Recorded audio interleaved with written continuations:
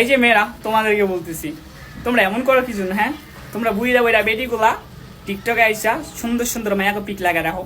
তোমাদের কারণে আমরা মায়া করে পটাইতে পারি না।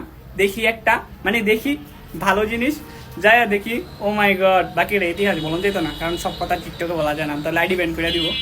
সো তো গাইজ, সত্যি কথা বলতে কি, আমি এই কথাটা বলতাম না, আর এই কথাটা আইসা বলতাম না, কারণ এখনকার কিছু বুইরা বুইরা বেরিয়ে আছে, বেডিগুলা কি করে, আইসা সুন্দর সুন্দর মায়াকে পিক লাগায়, ওই সুন্দর সুন্দর মায়াকে পিকগুলা ভিডিওগুলা তার আইডিতে সারি। তো এই কারণে আমরা ছেলেরা মায়া পটাইতে পারি না, কারণ দেখি খুব সুন্দর মাইয়া, লাস্ট আইডিতে যায় দেখি বুইরা বেরি।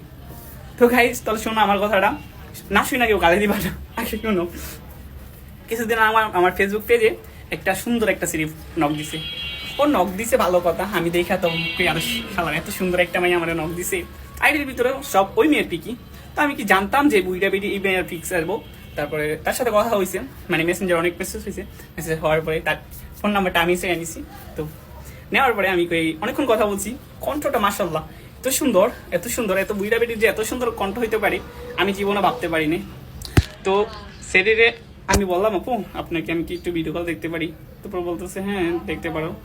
তারপরে আমি তার ভিডিও কল দিছি। তো সামনে তো আসতেছে না, আমি কত যে রিকোয়েস্ট করছি, আমি কি আপনারা ভালোবাসি, আপনার এটা করি, আপনারা সেটা করি, আপনাকে ছাড়া বাঁচবো না, আমি এত কিছু বলতেছি, কারণ মেয়েটা সুন্দর, বাট আমিও তারে ভালোই বেশি বলছি, যেটা সত্যি কথা।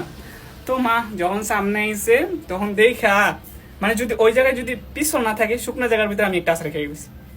কি বলবো, এই বুইটা বেডি এত সুন্দর মেয়ের পিক লাগিয়ে রাখছে, দেখার পরে তো আমি পুরাই ফিদা হয়ে গেছি।